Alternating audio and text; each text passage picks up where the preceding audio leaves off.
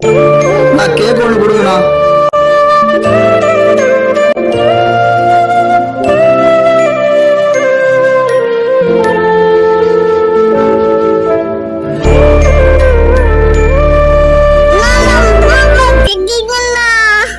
ரொம்ப பசிக்குதா பாப்பா? இந்த கேக் சாப்பிடு பாப்பா. போ, அப்படி போய் உக்காந்துக்க போ. நான் இன்னொரு கேக் வாங்கிட்டு வரேன்.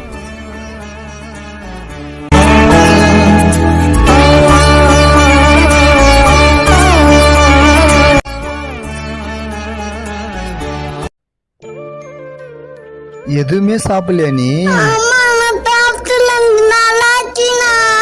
இதையும் சாப்பிடுமா.